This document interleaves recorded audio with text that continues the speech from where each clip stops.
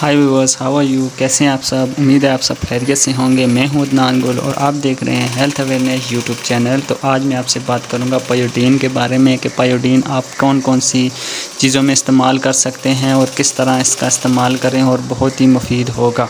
तो पायोडीन इस्तेमाल होती है ज़ख्मों में, कटे हुए ज़ख्मों में। अगर आपको कहीं पर कट लग जाए तो आप वहाँ पर पायोडीन का इस्तेमाल कर सकते हैं। उसके ऊपर आप पायोडीन डालकर बैंडेज कर लें। ये ब्लीडिंग स्टॉप करने में बहुत ही इफ़ेक्टिव है। ये ब्लीडिंग को बहुत आसानी से और बहुत ही जल्दी से ब्लॉक कर देती है, ख़त्म करती है।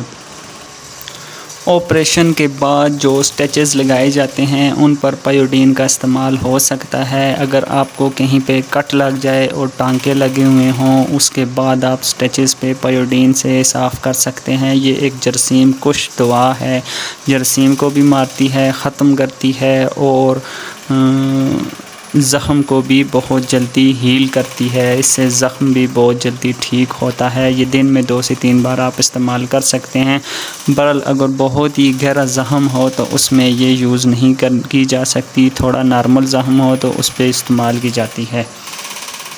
वीडियो अच्छी लगे लाइक करें और मज़ीद इस तरह की वीडियो देखने के लिए मेरा चैनल हेल्थ अवेयरनेस ज़रूर सब्सक्राइब करें।